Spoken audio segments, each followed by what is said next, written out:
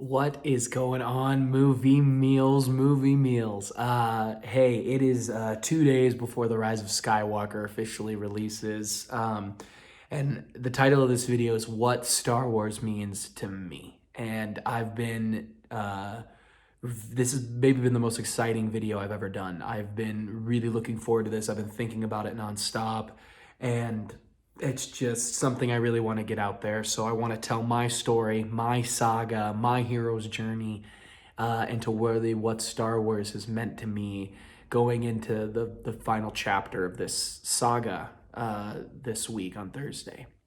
Um, Might get a little emotional, we'll see, but let's get into it. I want to start with kind of my first exposure to Star Wars, and it was through A Phantom Menace. And I was probably 6 or 7 when that movie came out on VHS. VHS. And I was at a daycare, was the first time I witnessed it. And I very, very vividly remember because the woman who ran this daycare bred golden retriever puppies. And so I was playing with one of these puppies and I was holding him and, kind of just loving the crap out of him. And went and turned the corner and a bunch of kids are watching something on TV and I was like, what is this? And it was like halfway through the Darth Maul and Qui-Gon and Obi-Wan fight. And I remember being captivated. What is this? I need to know all about this. So I raced home and dove into everything I could, asking everybody I could, what is Star Wars? I need to know everything. I need to know everything. And my brother and I are kind of in the same way where when one of him or I tend to really, really get into something, the other kind of jumps on it. And so my brother jumped on it too, and it was just became this journey and this bonding point, not only for him and I, but just for me, just to fall in love with this because it had just completely captured my imagination.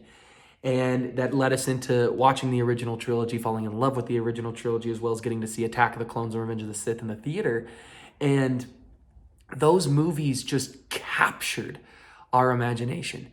And one of my favorite stories is actually through Revenge of the Sith. And I remember I saw it in a theater that hadn't been showing big movies anymore, but they were showing, it was more like a play theater, but they sometimes showed movies, and they decided to show Revenge of the Sith when it was coming out because it was so popular. And it was for a friend's birthday, and my friend's mom waited in line so like 13 of us kids could go see it. And we were in the very front row, and I was just completely captivated. Seeing that movie blew me away, and I remember my parents were like, hey, can your brother see this? Is it too dark for him? Is it too intense? And I remember telling him, yes, it is, because Obi-Wan cuts off Anakin's arm and legs, and he's burning alive, and he's yelling, I hate you. And like I said, my brother and I, when we both get into something, tend to really jump on it with each other. And he was just stood his ground. I was like, no, it's not going to bother me. And of course it didn't. And he was in love with it just as much as I was. And when the prequels came out on DVDs, I mean, we ran those things into the ground. I still have them. They are scratched to pieces. They still work, but they'll jump pretty quick, pretty often. But we watched the original trilogy, or the prequels, the original trilogy, and the original, or the prequels, special features, these incredible documentaries, which kind of really exposed me to filmmaking. It exposed me to how movies are made, to what goes into making such a cool film, and it really was the start of my journey to loving film, to wanting to do like a YouTube channel, to critique film in the way I do, to understand how films are made, what really, really goes into them. And all of that is because of Star Wars. And, my brother and I and our friends used to play it all day. I mean, especially in the summer. And what we would do is, in our neighborhood back in the day, it was like our house was here, we had another house next door, one was behind us, one was in front, across the street, and we made each house a planet. Which planet are we at today? Are we going to Hoth? Are we going to Kashyyyk? Are we going to Coruscant, Mustafar? And we used to have this gazebo my parents had in the backyard, and there was 6 total of us, and there was 6 stands for this gazebo. So we would sit under that when it got too hot in the summer for shade, but we would all each sit to our back to one in a circle as if that was our council. That was our council chambers. And we would train. I remember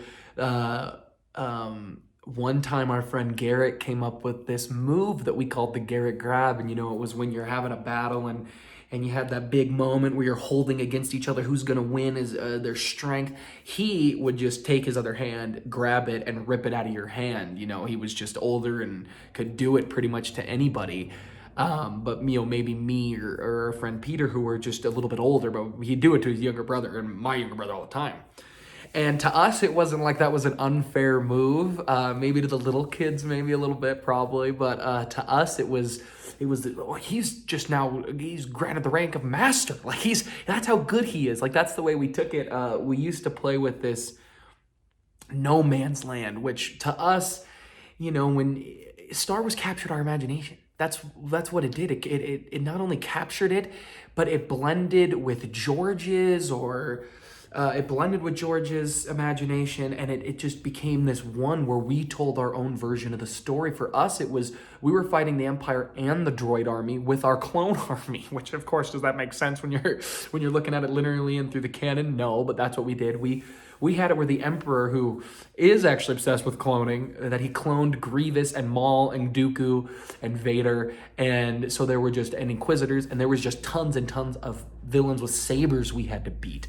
And when we jumped into No Man's Land, it was like you have no backup other than your buddy, which would be my brother or my friend with a saber, and it was us fighting invisible people. But, you know, for us, it would be like we were in the movies. I mean, a parent would look out and just see the kids yelling, screaming, and doing this, but we're vividly seeing this chaos, this epic battle. I would look over and know who my friends were fighting because of the way they were acting. I could tell if they were going up against a Darth Maul. I would see quicker movements because they were fighting a double-bladed lightsaber, or Grievous or something like that.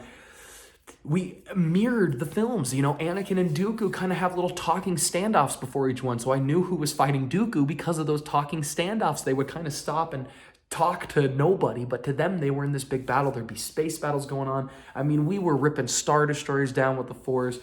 We used to do what we called midi-chlorian balls. I know people hate midi-chlorians, but as a kid, to us, that was part of the lore. We would focus the Force into a ball. We could shoot at people. That was kind of one of our attacks. And all of that just was our childlike wonder. And following that, my brother and I moved, we kind of fell off of Star Wars. It wasn't like I read a Legends novel here and there, and we still played it here and there. We watched the Clone War, the newer Clone Wars show, as well as other, on reruns and tons of things like that. Rewatch the films every now and then with friends or on our own.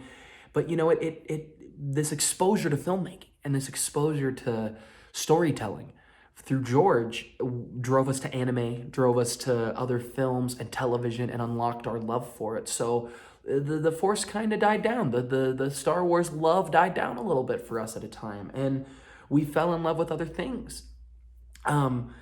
And it kind of, I still revisited them probably a little bit more than my brother did. I mean, he might tell a different story, but I still revisited pretty consistently the films, and but never fell as deep in love as I was as a young kid. 7, 8, 9, 10, 11 years old. Really until probably I hit my middle teens is when it really all started to kind of fall, and I moved and wasn't with those friends anymore, and and then, I get to college and The Force Awakens first trailer comes out, and that changed the entire game for me completely. The Force Awakens came out my second year of college. I've been in college for 7 years, and it's been a big part. This new saga has been a big part of my journey. It's been very reflective of my adult journey. I now understand filmmaking. I understand how to critique movies. I understand how to make movies. I've been a part of making movies. When The Force Awakens came out, when I first saw that Chewie I'm Home trailer, it was, really it was like the Force had awakened in me again. And I remember I got this massive chill down my spine, and it was like I was 7. And it was like the feeling I had the first time I saw those sabers, that saber fight between Maul and Obi-Wan and Qui-Gon. And those movies, Star Wars as a whole, when you grow up, you get more problems. When you're a kid, your problems are I mean, they're important to you, but they're different. Um, and I feel this is an important part of my saga, so I'm gonna explain it and tell you. But again, I've been in college for 7 years, and I've had two very rough relationships, and one much worse than the other. Two very bad, abusive relationships that I've been through.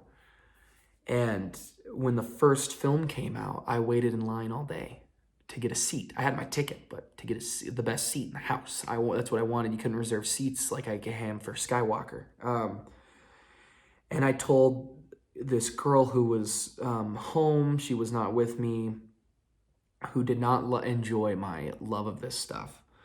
And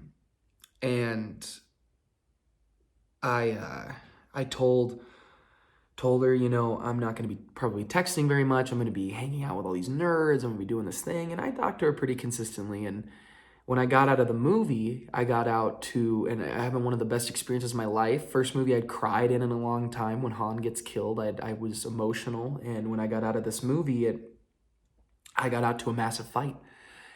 And I was told how stupid I was, and how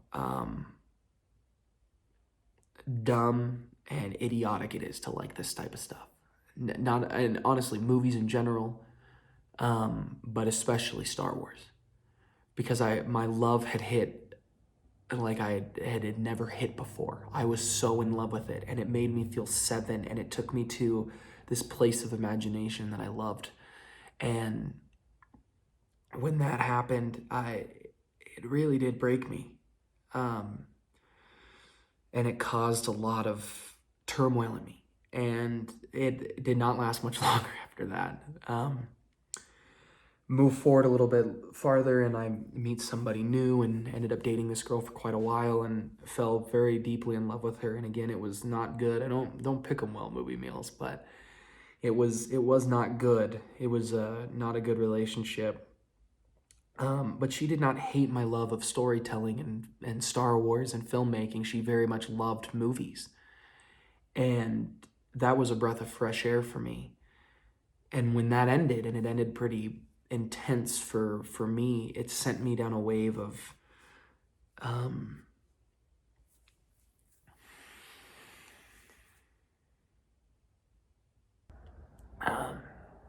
but Star Wars kept me through it. It really did. And when I have gone through everything difficult since in my adulthood, I have turned to Star Wars, because it has shown me how important friendship is, how important teamwork is, how important love can be, and how important not giving in to the hard stuff in life is. Yoda's line of,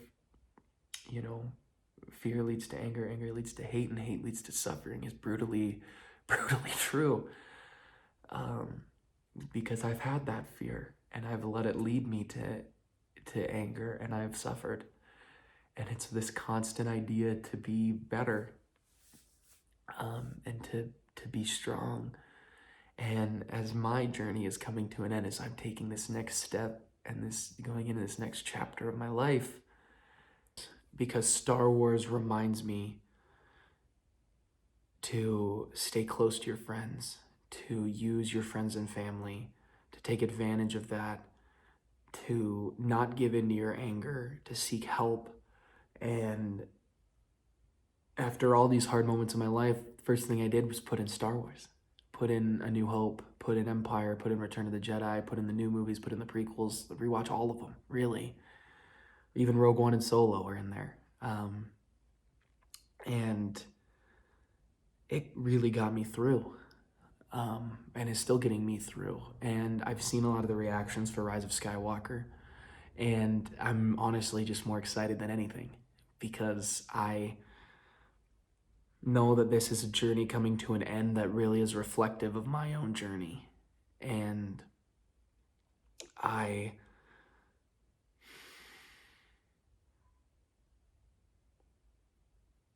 I'm just so thankful to everybody who's ever been involved with Star Wars, because it has honestly gotten me through some of the hardest times of my life and has made me a better person, because I want to be a Jedi.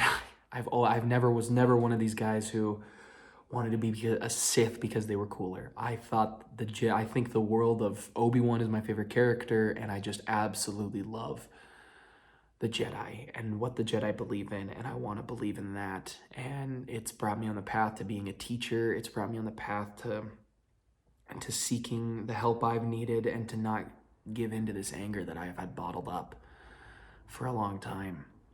And so that's my journey, as it's coming to an end here in 2 days. And I'm excited for the path ahead. I'm excited for the path ahead in Star Wars. And I just really wanted to get this video out and kind of explain my thoughts, and to end it with this, and that is a thank you to everybody who's been involved in Star Wars, to the cast and the crew, to portraying these characters that have changed my life and many others, to Irvin and Richard and JJ and Ryan, and most importantly George, for his vision. Because even though Star Wars has brought up a lot of hate, and a lot of people have yelled at each other over the movies, they've hated people over the movies, they've acted specific ways, I view these films as documentaries. I view these films as just, if it makes me feel like I'm 7 and the world isn't falling apart around me, and that even if it is, I can get up and I can beat it, then the movie is a success. And all of the movies have been a success for me, because all of them have still captured that imagination for me, and all of them have just made me feel wonder, and that I can beat it, and I can be better, and I can be stronger. And that is the importance of Star Wars, because that is what it has made me feel, and that is what it makes millions of people feel around the world. And it wouldn't be without George and all the people who have come after. Whether you hate, whether you love these movies, just enjoy the fact that you get to be 7 years old again. You get to feel that wonder and let it take over, because that's how it feels for me. And it is the greatest feeling in the world. That's why these movies just are so incredible, because they make me feel that way. It is my imagination mixed with George's, mixed with everybody else's, creating this incredible, in my opinion, the greatest story ever told. And it makes me feel like no matter what happens, I can get through this. I can be better. I know how to do it. I can use the people around me. I will not give in to anger. I will not give in to hate. And I will not go to the dark side, because that's what these movies have taught me from the age of 7 years old to the age I am now, to continue to believe in that. And that is the best part about Star Wars. And it'll always be the best part about Star Wars.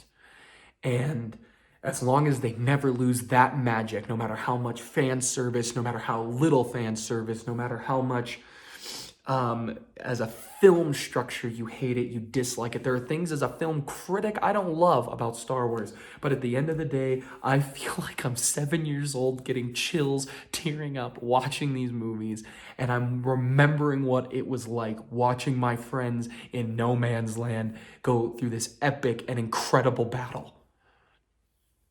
That's why these movies are incredible. So again, thank you to George, and thank you to everyone for what you have given me and so many other people. And please just be kind to each other through Rise of Skywalker. Love it, hate it, just be kind to one another. I know I'm probably going to love it, because I think JJ is going to make me feel 7 years old again. And just be kind. And again, thank you to everybody, and especially thank you to George for creating this story. I wouldn't have gotten through a lot of my own personal demons and battles without it. And that's why I love it, and that's why this new fire lit is never going away. So thank you guys for kind of watching this very different video. I know not many people will watch it, but thank you for allowing me to make it. And, you know, thanks as always for watching, Mom, and may the Force be with you.